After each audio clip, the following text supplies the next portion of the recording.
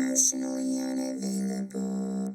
Welcome to Emotionally Unavailable, the podcast where we dive deep into the world of emotional availability and intimacy. I'm your host, Melissa Hepner, and I can't tell you how excited I am to have you join me on this journey of self-discovery and connection. Whether you're navigating the complexities of relationships or exploring your own emotional landscape, this podcast is here to inspire, empower, and entertain. So get cozy and let's explore the depths of human emotions together. Guys, happy Wednesday. Today's guest is Phyllis Levitt. She has written a book called America in Therapy, a new approach to hope and healing for a nation in crisis, in which she talks about the urgency to bring our whole country to therapy in a way never written about before. And as someone who has also been on a spiritual journey from a very young age, she has written 2 other books, A Light in the Darkness and Into the Fire, in which she shares her own healing journey and the profound spiritual opening that she experienced in the process. At this point in her career, she's developed a unique take on how spiritual development and psychological healing go together in ways not often thought or written about. From years of experience healing from childhood trauma herself with both inner child work and meditation practices, and well over 30 years experience as a psychotherapist, she felt a deep calling to share all she had learned with the public and demonstrate how the principles of the best psychotherapy and inner development can be used to help heal our country of escalating hatred, divisiveness, and violence. She speaks to all of us who feel the call for help coming from humanity and want to respond, to those who fear for our children and all our future generations, and who may feel hopeless or resigned or simply don't know what to do to help create a more loving and sustainable world. She brings a message of both urgency and hope in language the layman can easily relate to and understand through personal stories, client case studies, and professional expertise. She helps people understand that there is hope if we can take everything we know about healing into national conversation. The best healing work helps interrupt the cycle of violence, which is our best hope of prevention and future thriving. So, this was a really good conversation. I liked her so much. I'm really excited about this book. I think if we can get this in the hands of people, man, I think it's going to be good. So, okay, this episode's a little late, so hope you guys have a wonderful Wednesday. Here's me and Phyllis. Emotionally unavailable. Okay, I think we're good. My volume was a little bit low. It worried me a little bit. Oh, you're coming in well. Your picture's not good on my end, but that I don't know if that matters to you. It does. I think I'm trying to do too much on my computer at one time. Hold on, I'm just gonna stop this other thing. Is that any better?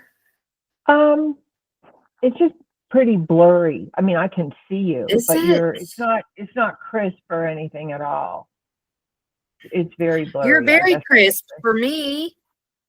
Oh, okay. Darn. Okay, well, hopefully it'll be all right. Okay. It's what matters is your end.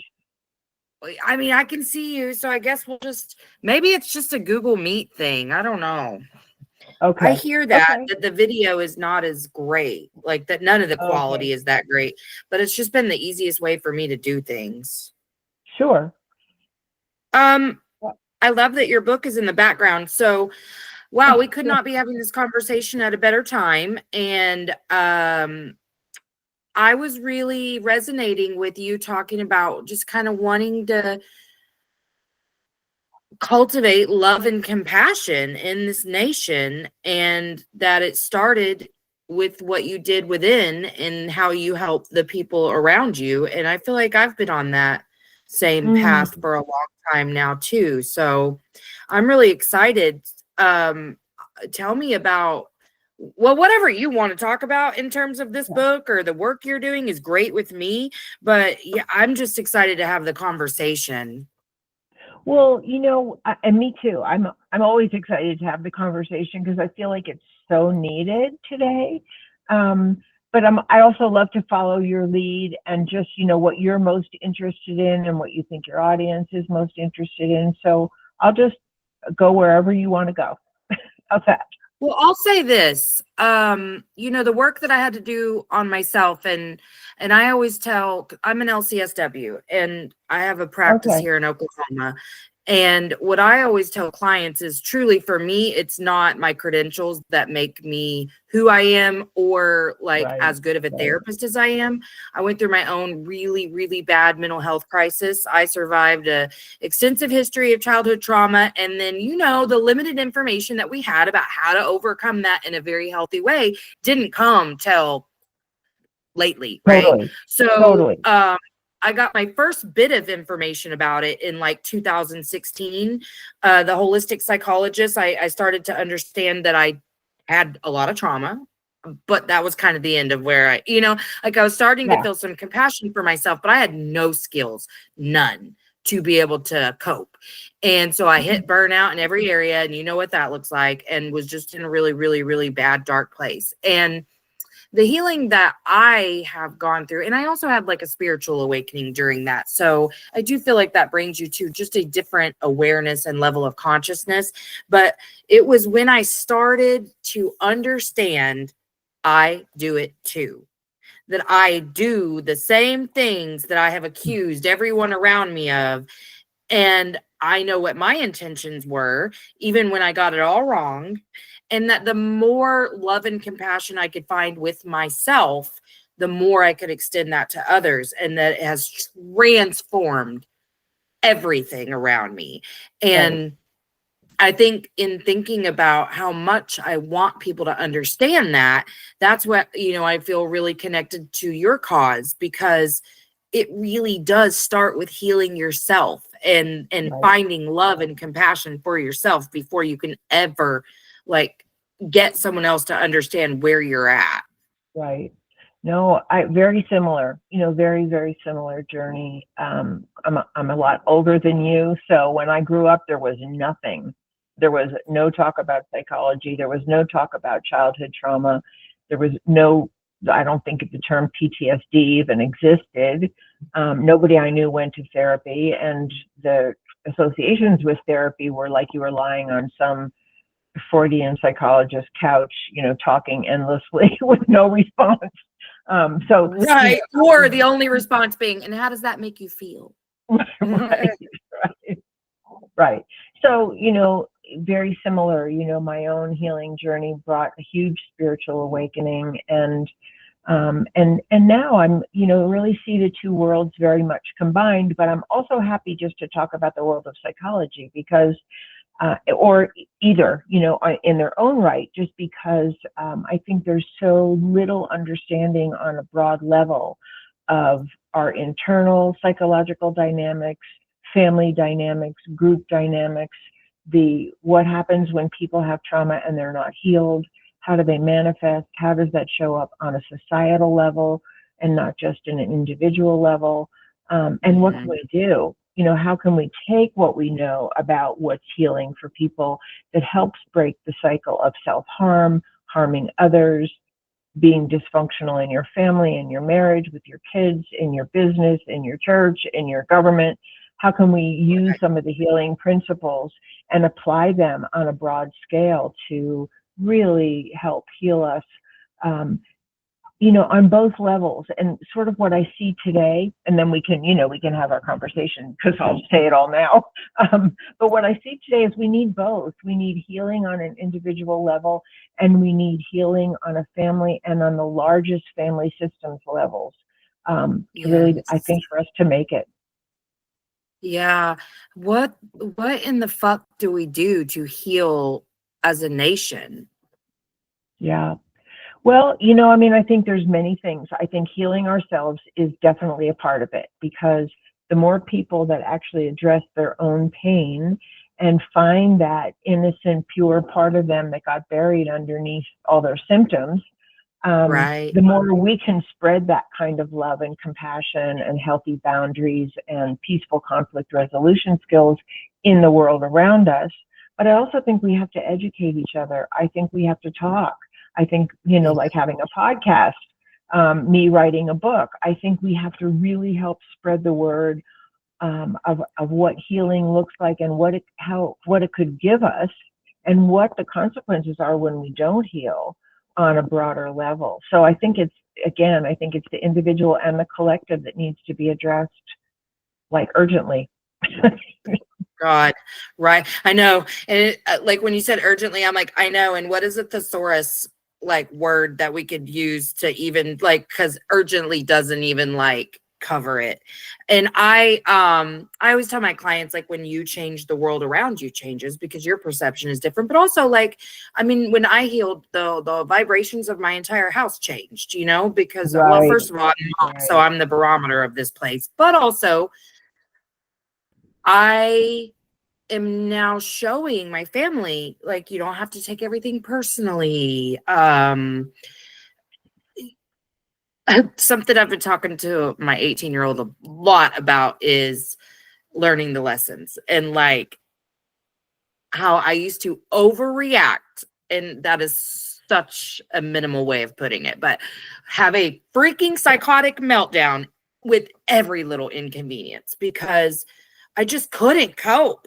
And even after I was healing, it was not like, because the podcast really like created a lot of learning for me, because I said, perfect is the enemy of good. I'm going to do this thing and I'll learn it as I go. And I'm glad I did it that way. But also it was very challenging and I had no skills in dealing with challenges. So one day I was just sitting there. I was like, all right, I get it.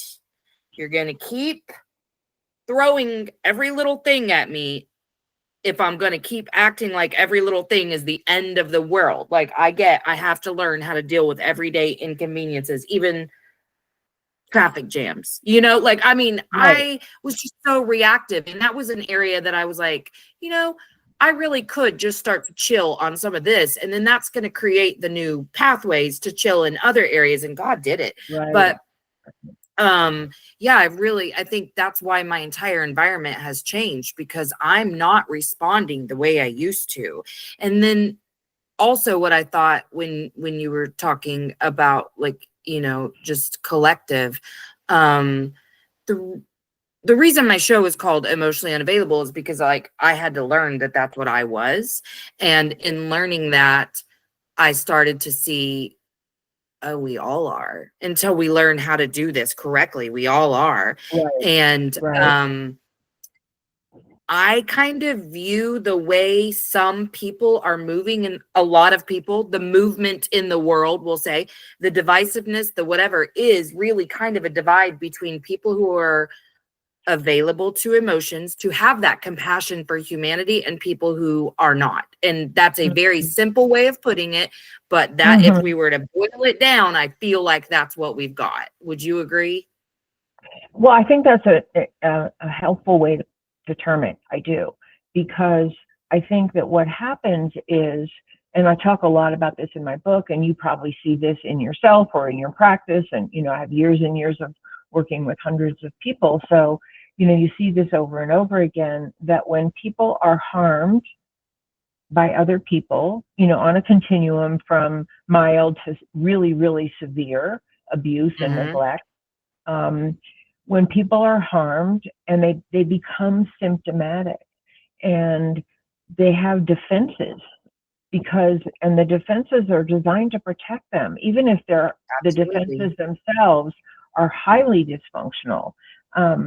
And sometimes those defenses look like aggression, and they look like discrimination, and they look like withholding from other people, or judging other people harshly, or ostracizing them altogether, or actually assaulting them. But those are all defenses against one's own pain or one's own misinterpretation and faulty conditioning around human relations, and, you know, the value of relationship and all of the rest.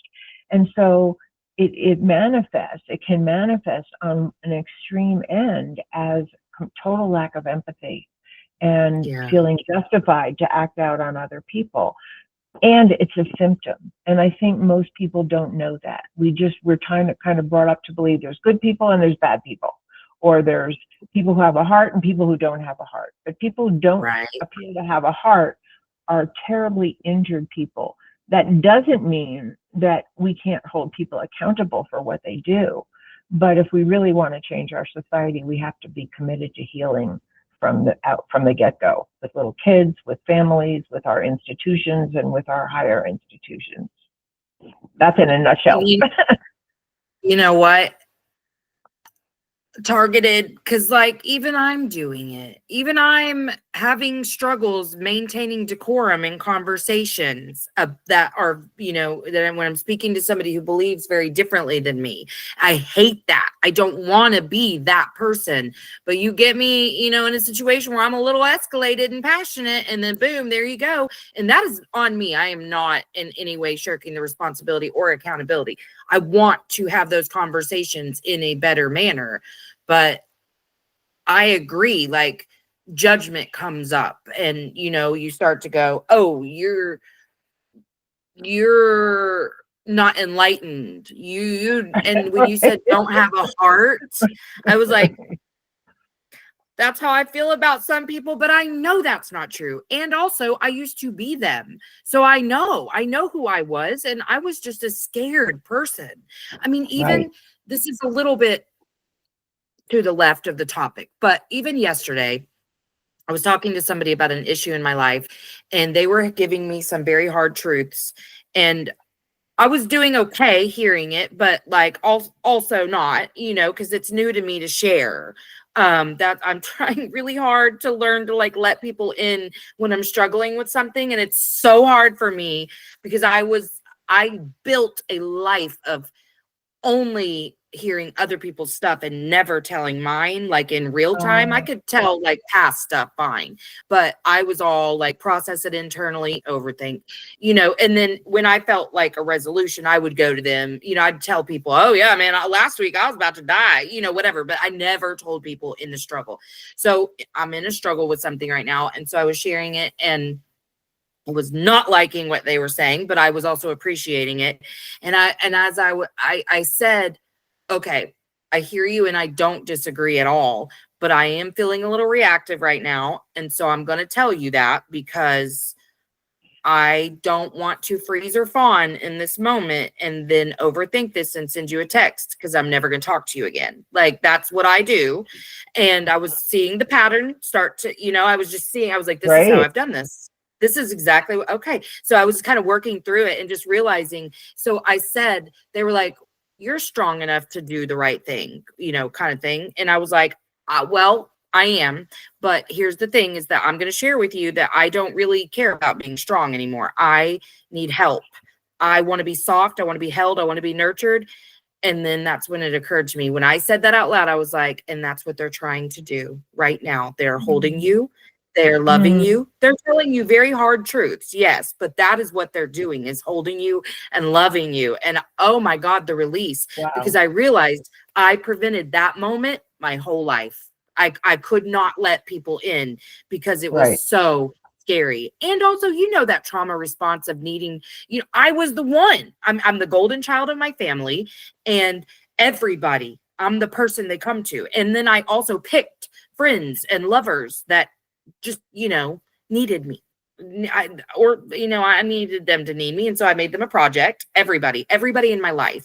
And so it was really eye-opening and amazing to be like, I made a different choice and it felt really good. And I was like, oh, yes, I got defensive. And I was so glad they allowed me to work through that, because it could have ended in the middle of the call where we were both being a little bit loud, but like it didn't. And it was so perfect. And I'm just like, this is what we need more of, is just saying like, I need help, or I'm going through something. Can you be there for me? Right. Beautiful. Really. So you're embodying that whole healing principle that you're really talking about. And that's what our journey is. We don't come here perfected. We learn it along the way. And sometimes it's a school of hard knocks. Listen, I don't know. I wonder sometimes if I'm on the end of the karmic scale or something, because I chose some real hardship in life if we were to believe the concept of souls choosing their, lifetimes.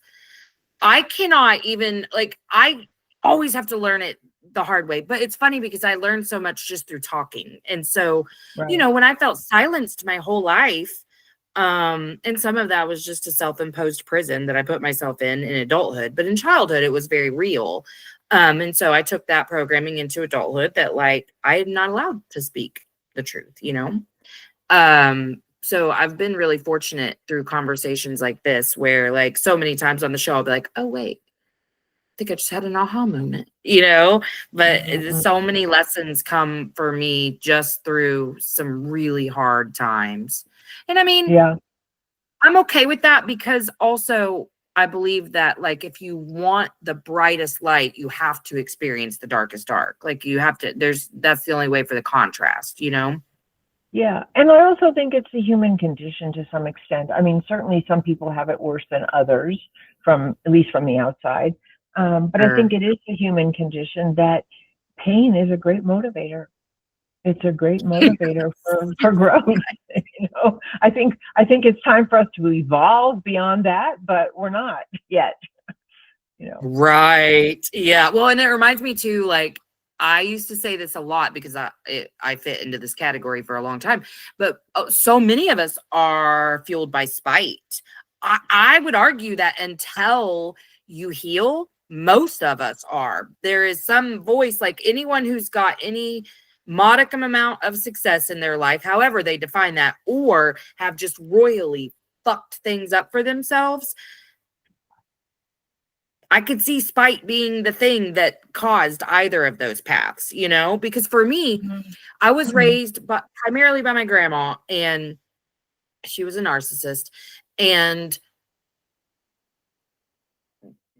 because she also raised her children, my mother being one of them, there was just so many weird family dynamics. And so, like, my aunts would come over, or my uncle's wife, and different people. We also only connected in my family by talking shit about one another. So, like, everyone always gossiped about each other. Large family, so everyone knew everybody's business. And when I say everyone, I mean there were 19 grandchildren, and all of us knew everybody's business, everything, because my grandma told everything to everyone. And so my aunts would just say mean stuff. Like, they'd call me a whore or whatever, like, as a Oh, kid. Like, it was bizarre. And then also, this was a kinship foster placement through a private foster agency. So we also were kind of just educated about statistics of foster children, so that we would understand, the things that they educate you about. But in my world, it was like, oh, well, I will prove all of you wrong. Spite. I mean, that was what motivated me up until last year. Literally for 44 years, I was motivated and fueled by spite. Whereas now I'm just fueled by love and compassion for myself. that's beautiful. Yeah, beautiful. So how do we help? What do we do? Well, I think we take one step at a time. I think we share our stories. I think we dare to be outspoken. I think we learn how to speak truth to power with love, rather than aggression or discrimination or Agreed. hatred. I think that we work on ourselves and heal our own wounds. I think we love the people that we're able to love better. And like you described with your conversation with someone, we try to be open to some feedback about ourselves, because we all have blind spots and we all have things to contribute. That's the nature of being a human being. And so I think it's as important to own our gifts and our strengths and manifest them as it is to heal our wounds and acknowledge them and be vulnerable about them. And then, and really try to see what we can do to help others. I really think that we're at a place where we need to help each other. Yeah. Yeah. I have felt a real big calling to community this last 6 months. And it's tough for me because I've left, a whole life to create this one. And I don't have a lot of, like, friends near me. So I've just been like becoming friends with people I do this podcast with, or, you know, like networking and whatever, because Right. that's all I've got right now. But I mean, it's great. It is great. And it's just as meaningful as if they lived close to me. But I do think we have to do more of that and figure out how your little micro communities can make macro changes. Right. Right. Right. And really have faith that any work that we each individually do, and no matter how small we think our contribution is or how large, that we all make a difference, and that everybody matters here. Because I think a lot of what people feel is there's nothing I can do. They feel helpless and they feel hopeless and they want to give up. And I think that we all can make a difference, even if it's one person at a time, even if it's with ourselves to start with. Absolutely. And what do you like in your book specifically? Because I want to make sure we promote your book well. What is there a first step that you outline? Well, I don't know if there's a first step, but I think, you know, the purpose of my book is to help educate, inspire, motivate, and actually move people, you know, emotionally move people to really understand both the severity of the pain that we're inflicting on each other, how it gets passed down from one person to another, one generation to another if we don't intervene, and that there's some really big paradigm shifts in human relations that we really need to understand and embrace if we're going to make a change, and then some specific skills in how do you actually do it differently yourself. You know, there's lots of healing techniques, inner child work and EMDR and hypnotherapy and psychodynamic work and, you know, body work and breath work and spiritual work. There's all kinds of work we can do on ourselves, and all those things are important and valid.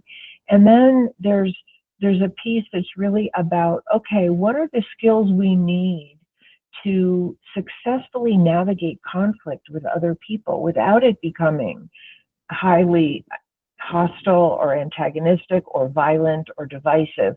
What are those skills that the best psychology has to offer? So I look at what the problem is, what the roots of violence and hatred are. I look at what the outcomes are if we don't stop that cycle.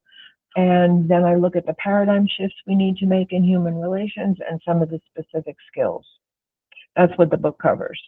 And so I love look it. at Thank you. And so I use the model of an individual family and what are the basic elements of a healthy family, given that none of us do it perfectly, because we just don't. Sure. But, you know, the healthy family is characterized by love and by support and by sharing and caring and cooperation and nonviolence, among other things. And among, you know, many other things. And an abusive or dysfunctional family is characterized by violence, by extreme judgment, by unrealistic expectations, by pitting people against each other, or overt abuse and neglect. You know, again, among other things. God, that sounds exactly like my family. Right. And a lot of families, because we really don't learn how to do it differently. We just learn from the examples that we saw, and we repeat them for the most part. Absolutely. Yeah. So I use the model of an individual family and I apply that to the nation. That's kind of what the basic underlying structure of the book is. Oh, I love that. And this is such, I just have to tell you this is such a confirmation, like spiritually, even just in some of the thoughts I've had in the last couple of weeks of like, well, staying here because I have to be okay if I want to do the work I'm doing, or if I want to be a good mom, or, you know, I've kind of given up on being a good spouse. I'm just not a very good one, but, you know, other than that, I'm doing all right. Poor guy takes it all. But, you know, I want to be more vocal in advocating for people, but I'm still a baby inside. I'm still growing and nurturing myself to a point where I can handle. I could barely even receive feedback from my friend yesterday. You know what I mean? Like, I did great. I'm not upset with myself at all. I did it and I was like, yay.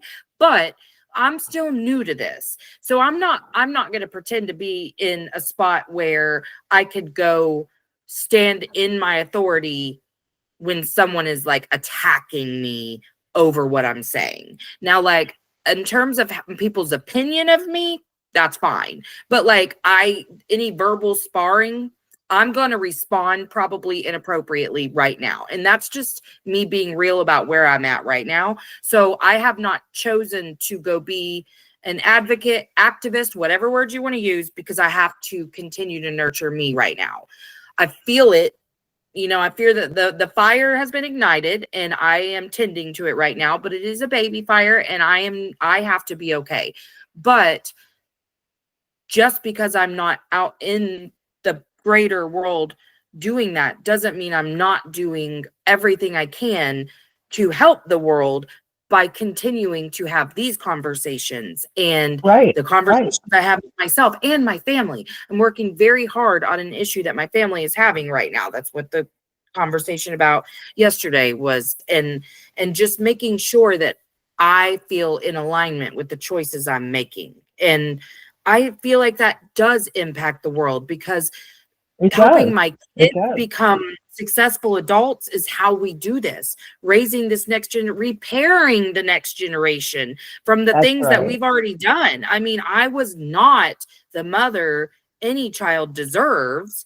I'm okay now to say that. And from a very place of love for myself, I'm just being really honest about who I was as a parent. I was a very wounded human and they got that version of me. So I am doing a lot to repair that now, but it's beautiful because they also have this perfect model for somebody who was so just struggling and is now fully in control of themselves and just, you know, embodying all of that learning and showing them like, hey, this is how you do it. This is what it is. Human condition means to struggle, and it fucking sucks sometimes, but here we are.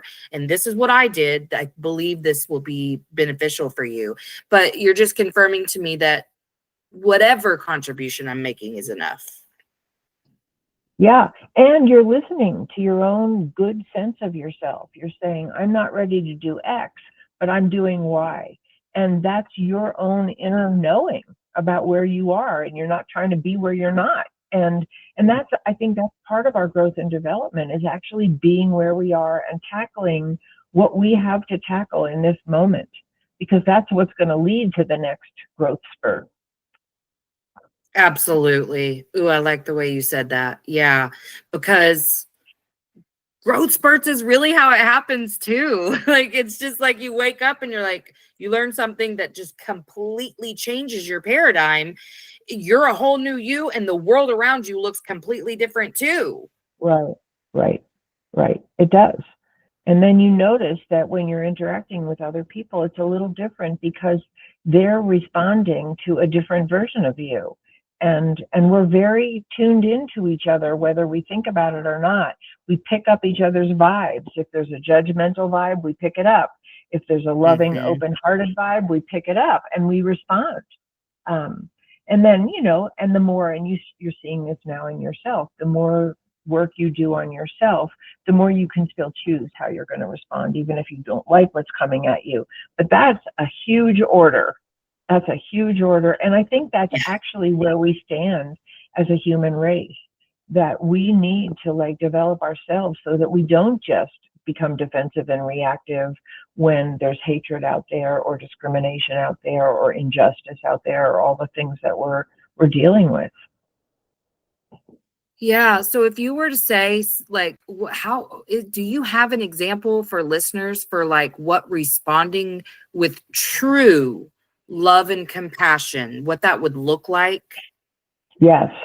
Yeah. And I'll tell you, I have a whole chapter in my book, and it's called The 6 Elements of Repair. And in that chapter are really the principles that I've come to as both as a human being in relationship and as a therapist working with, you know, so many people, And I think those 6 elements of repair are actually the 6 elements that make us able to listen to one another, be responsible for ourselves, and actually aim toward resolution rather than.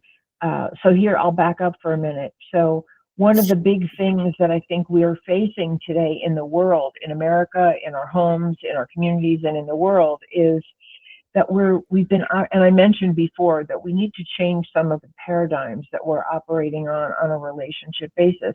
And a big one is the win-lose paradigm, which is, we're kind of out to win and somebody has to lose.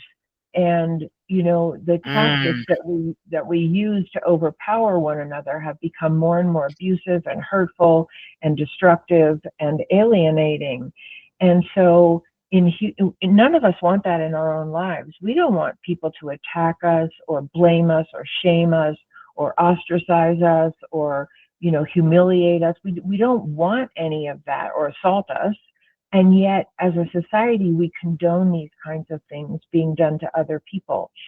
So if we just take the model of a relationship between 2 people, let's just say, the very first thing that's going to contribute to working out a conflict in a healthy way is a commitment to restrain our most reactive, violent kind of impulses, whether it's verbal violence or implicit threats or yelling or, refusing to make eye contact or slamming doors.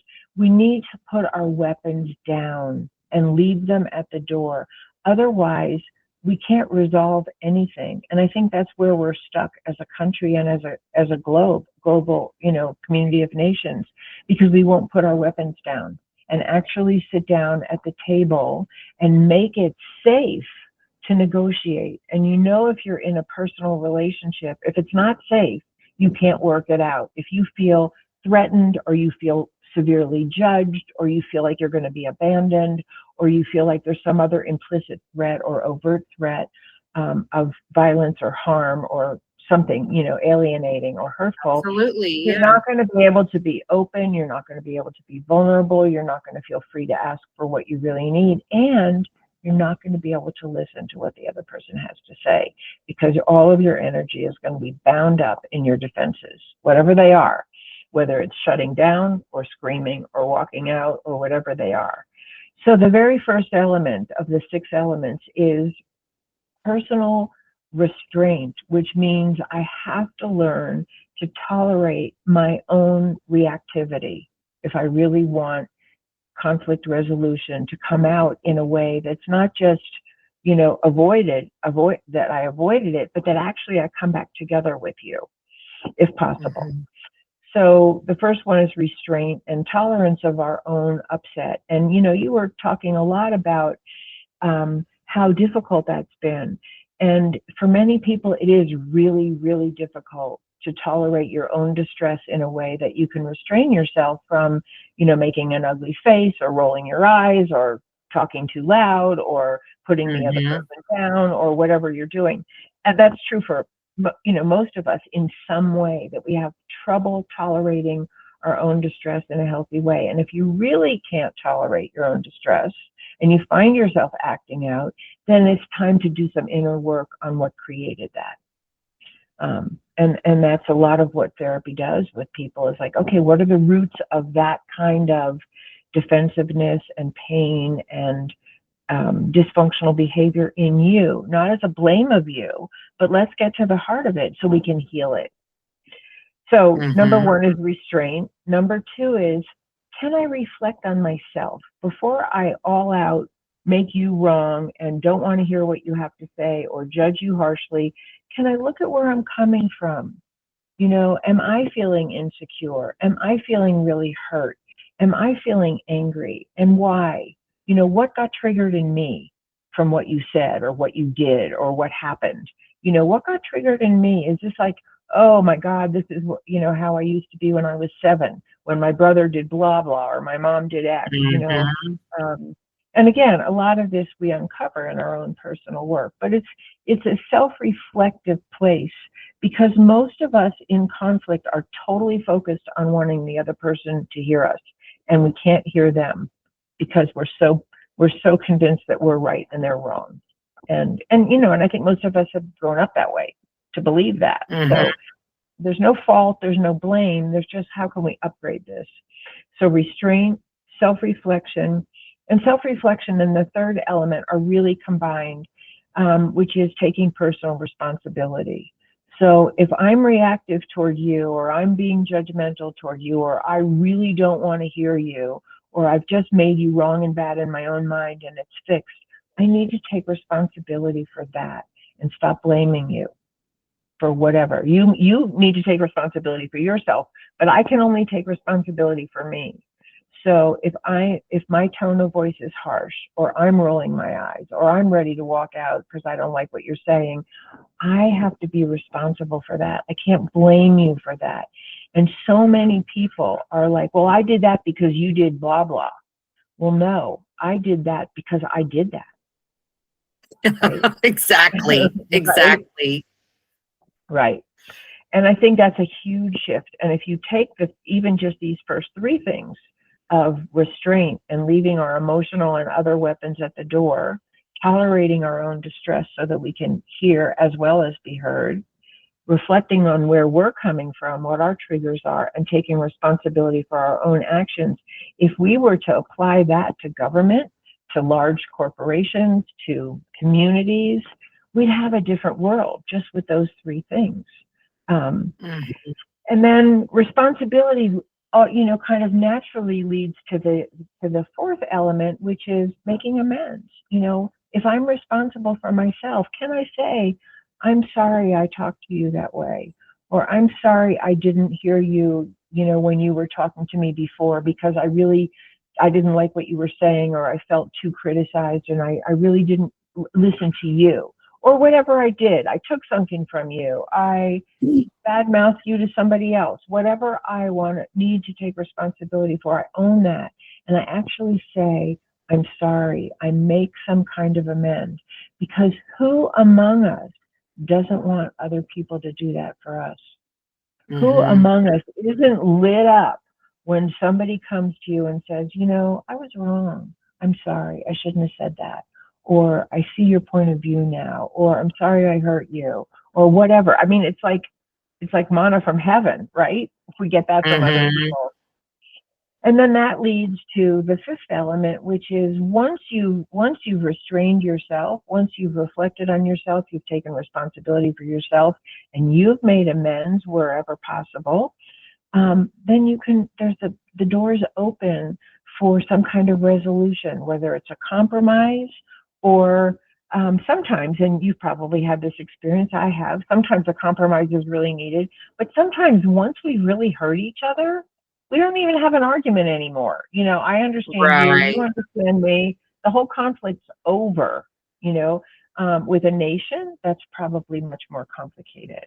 And probably there's a need for overt agreements and compromises and all of that. And before I say the last one, what I want to say is that when one person embodies the kind of principles that I'm talking about, which are all focused on yourself, who am I being? How am I being? What am I responsible for? What can I make amends for? How much resolution can I offer?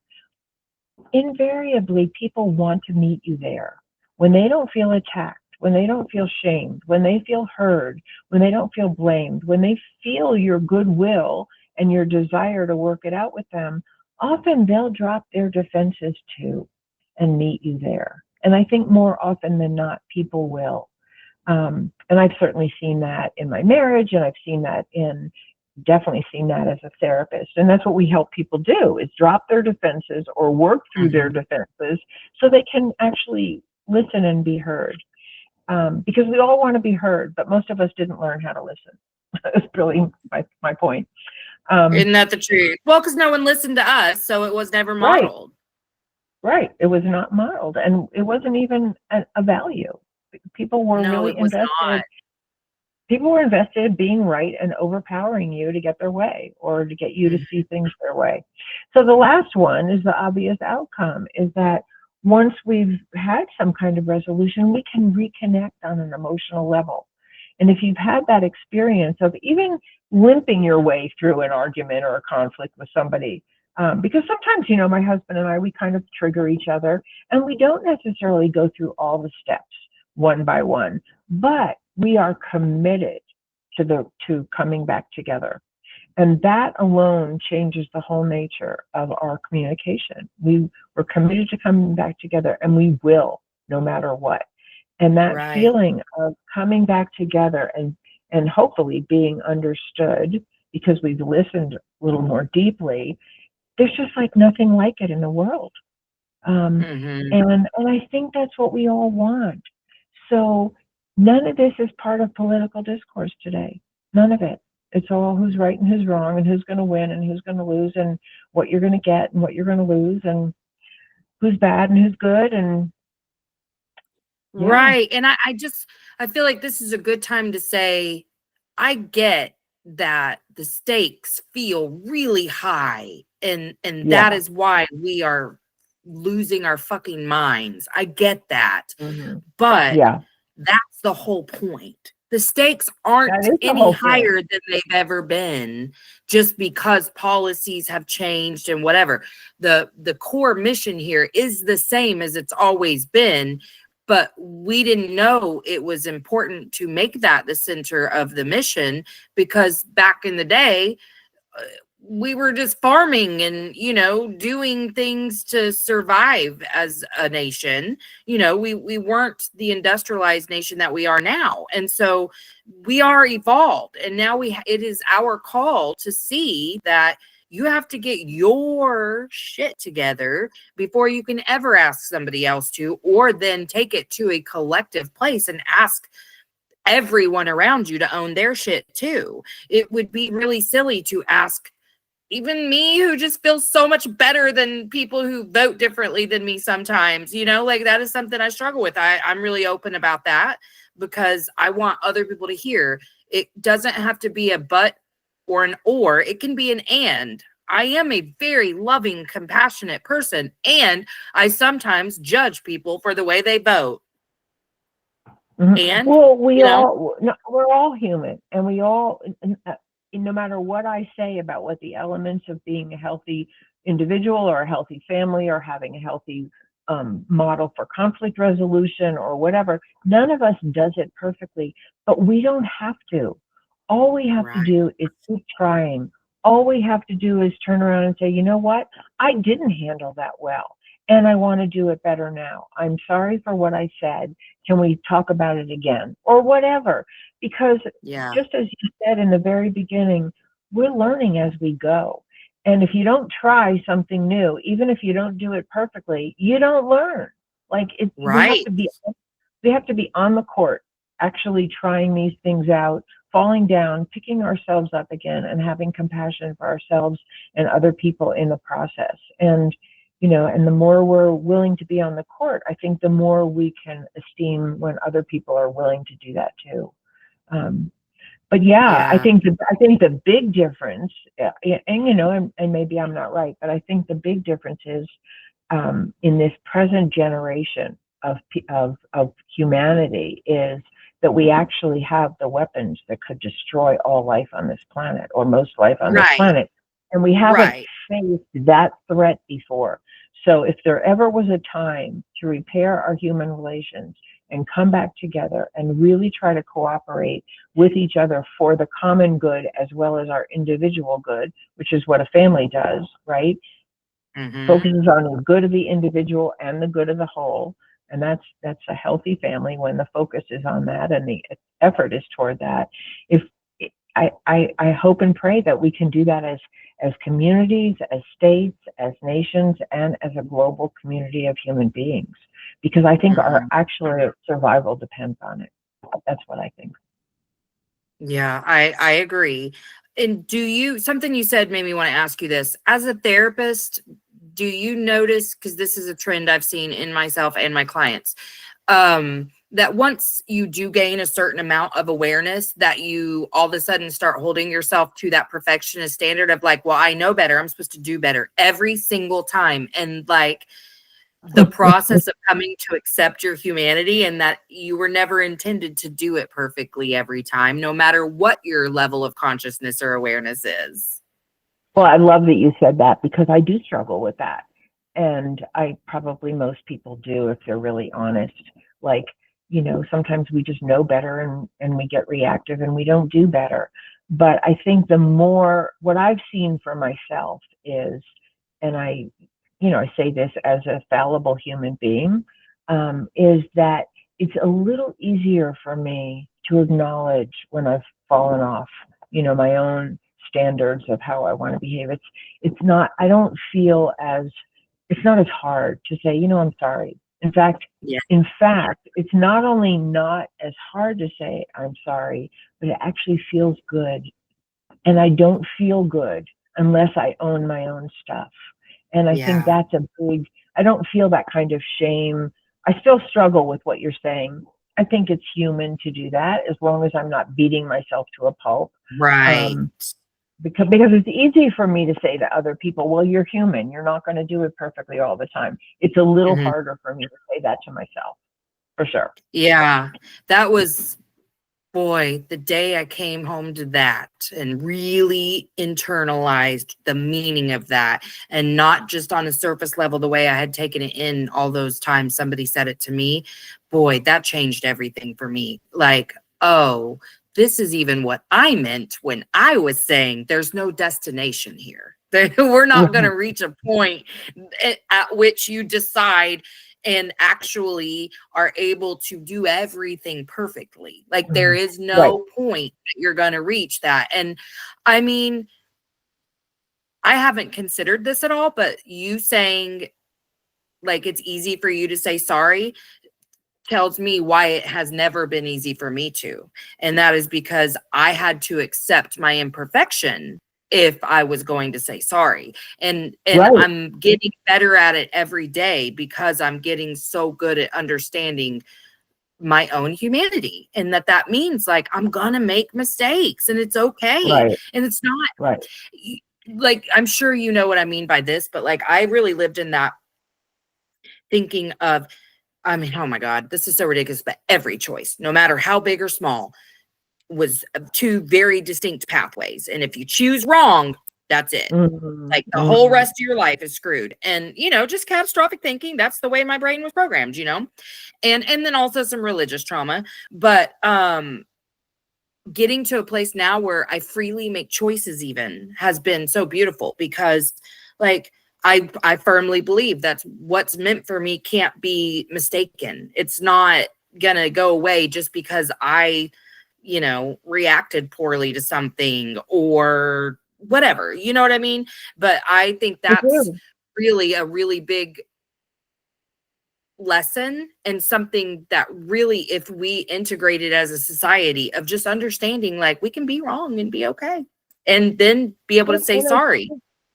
Right. And I think what one of the keys to that is, and I love that you're talking about that, because I would love to see that role model by people in power, to actually say, you know what, I made a mistake. The policy that I endorsed, I can see now was really hurtful or destructive, or didn't accomplish the goal that I thought. What an amazing role model that would be for all of society, right? Which is emotional maturity. And part of what's so important about that is to be able to really know that there's something I can learn here rather than judge. So what did this experience teach me? Oh, next time I really should. I had an experience recently where someone said something to me that just felt so off the wall, and it wasn't my truth, and I didn't want to I ordinarily probably would have tried to defend myself in some way. And I just didn't. I just let the conversation drop. There was I didn't want to defend myself. I didn't want to argue. I just let it go, and it felt so good. That's not always the right thing to do. Sometimes there's a place for really talking. But in that instance, what felt like it was in my integrity for myself was to just let it go. And And it was just amazing because that's what I learned is like with some people, I can have a really meaningful back and forth discussion because we're really interested in hearing each other. And if I don't Mhm. feel like that's coming toward me, I don't have to engage. I don't have to prove Right. I'm right. So there's all different permutations of that, but I think it's really doing our own work, listening to our own inner guidance, and being willing to make a mistake and make amends and do it better the next time and learn something. Absolutely. Gosh, I really needed that. I really needed to be reminded of that today because I really the sorry thing is just sticking with me because I even just feel tension leaving my body over it because I am Oh, accepting of good. my like imperfections. I am, but in those moments where I've recognized there's a fear there to initiate the apology, I was a sweep it under the rug kind of person, like especially with my Right. kids. I would yell, and then I'm okay with saying sorry to them, but I didn't do it well. Like I was like, sorry, I was mean. Anyway, how can I make it up for you? Money? You want money? Food? Like, oh, this all the toxic shit I've done. But I mean, and with my friends, even, I mean, I've had to recognize that it was me who pushed everyone away all those years, and it wasn't them not showing up for me. Like, how could they? You were mean if they tried to tell you the truth. So, like that was a big realization Mhm, yesterday. Is like, mhm, this is another area where if I want honesty from people, I have to create the safety for the honesty. mhm. And I'm that's been a really big one for me. Let me throw something in with that though that I think might be helpful because I really learned this in all the training I did around couples therapy, and I really see it in my relationship with my husband, and that is that people can take feedback better if they feel acknowledged first. If I was to say, I really appreciate that you did X, Y, and Z. And I know that came from a really selfless place in you or a generous place in you, or I love the fact that you blah blah or whatever. And can I give you some feedback about what didn't work? You know, it goes down better when we actually feel seen and appreciated by You're people. And so I think right. that's just a skill to learn. And it's very hard to do if you're triggered, if you're upset, if you're hurt, if you're angry, if you're frightened, if you're whatever. It's very hard to remember to do that. But it really opens the door for the other person to actually be able to receive your feedback because you're communicating that that's not all of who they are. And we really all Right. want that. Well, and I think too, it's really important to lead with the understanding within that this was just your perception anyway. Right. Like this is the way I perceived all of that. And I know what your intention was. I do try to lead Right. with that. Like I know That's right. this is a me problem, but Right. the prior That's great. version of me was not like that. But yeah, and this takes us right back to the beginning of this conversation, which is when you understand yourself and you can provide yourself with love and compassion, you can start to see how you are just like everybody else. We're all Right. doing the exact Right. same stuff with the same Totally. motivations, the same intentions, even like we even throwing around the word narcissist. It can be dangerous. It can, because we got these TikTok people. But Right. like, to me, I see the narcissist. I just see a tiny child in them railing for security. Yes, Right. there are sociopaths and psychopaths, but we're not talking about them. We're talking about this sweet, innocent Right. child inside of them. And I was not a narcissist, but I had plenty of narcissist traits. So many. I mean, so many. I was just constantly reactive and protective, nonstop. And now I was just trying to protect myself and pushed Right. everyone away to confirm the narrative that I had created, which is I'm alone in this world to find Right. my own way and to carry the weight on my shoulders alone. So, well, how else am I going to do that other than by pushing everyone away and making it their fault? I Mhm. was really Mhm. good at it. I mean, really good, and really good at rationalizing it and justifying it. But All that's what we're right. doing as a nation too. That's what we're Right. doing. We can all learn to come home to ourselves. I mean, to be able to tolerate your discomfort means to create safety within and learn how to be a container of safety for all of who you are. That's right. And That's what I'm working actively on right now is safety. I mean, boy, my oldest kids, they're teaching me so well because they'll pop off with some rude shit to me and I'll be like, okay, well, because it's funny. I haven't quite landed the level of commitment with my spouse, if I'm just being 100% honest. But with my kids, I'm very committed. I'm not going to react to dumb shit they say to me the way I would have before because I know why they're saying it. And in some ways, they have a right to, but I'm just teaching them how to do it appropriately. Like I've placed the boundary of like, you have to schedule conversations with me if you want to give me honest, true feedback about me. You have to schedule that. You can't just throw out passive aggressive statements. You know what I mean? Mm-hmm. But that's so much better than, oh, really? Well, then, blah, blah, blah, blah, blah, blah, like right, I would have. right. No, you know what I mean? Totally. And if we can collectively begin to do that, ta-da! Great. It makes a difference. It definitely makes a difference. It definitely makes a difference. And I hope that we can influence each other more and more in that direction. And the best influence is to embody it and learn how to embody it better. Right?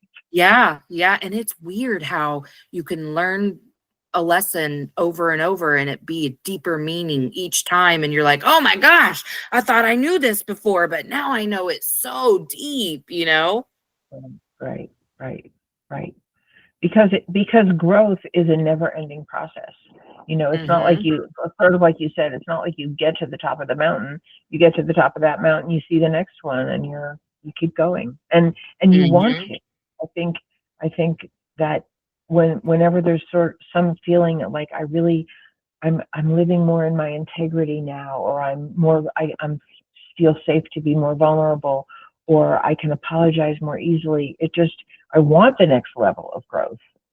Yeah. Yeah.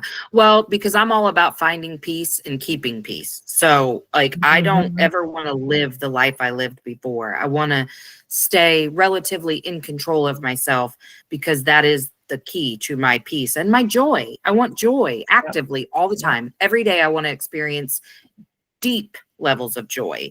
And it's up to me to do that. Nobody else can give that to me. So I have to maintain a sense of control over myself because that's the only thing I get to control out of any of this, That's right. When I realized that, everything changed. Yeah. Beautiful. Well, I have loved this conversation. I'm so glad that we got a chance to connect. And is there anything that you wanted to say but didn't feel like you got a chance to? Oh, I have a whole book full of it. So I would just encourage people to get my book and really see the nitty gritty of what I'm talking about. I use a little bit of stuff out of my own life. I have a lot of altered case studies of clients and a lot of professional observation, but my book is really written for the layman. It's not an academic book. It's not written for psychologists. Anybody can understand it and follow it.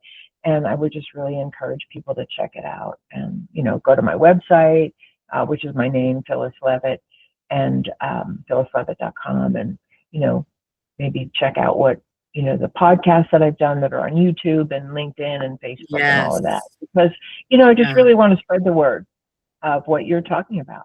Exactly. Right. And I'm on the same exact mission. So I will make sure I'm going to include all your links in my show notes, and I will find you on social media so that I can include you in the collaboration posts. Right. And I will promote the hell out of your books to whatever extent I can. Yeah, absolutely. I'm excited about this. I'll even do my very best to read it. No commitment. Right. You know how busy things are, but I'll do my best too. And that's all we can do. And thank you so much for the confirmation that starting here is the most important thing, and making sure I'm okay before I go out and do those things. Or even as you go out and do things. Absolutely. Which is what you're doing. Absolutely. Absolutely. God, you're so smart. Thank you. Well, thank you for an amazing conversation. Me too. Yes, Me too. Thank you so absolutely. much. Yeah. I Will hope you you have a send good me day. a copy of the recording? Yeah. Great. Oh yeah. Thank you. Yeah. Well, Okay. like the link, or you Any want the video? I the usually video will give you or the the link. links? Okay, that's good. Yeah. That's great. I'm uploading Okay. on YouTube now. That just started recently because I finally got a video editing software that worked. But it takes a lot longer to get those uploaded. Like I was trying to upload to a software whenever we first started, and I think it was jacking with things. So I had to cancel it. But so it won't be out like the same day on YouTube that this comes out, but I will keep you updated on when it comes out, where it comes out, and I will Beautiful. I'm going to find you on social media, like I said, so that you were promoting each other at that point. Thank you so much. I really appreciate that. Absolutely. So, and you be Absolutely. well and have a great day yourself. Thank you. Thank you. Bye. Bye. Hey, make sure you've given the show a 5-star rating on whatever platform you're listening to if you haven't already. And check out my website, empoweredwithmelissahepner.org, or my link tree on Instagram at melissa.hepner to check out my latest offers or workshops.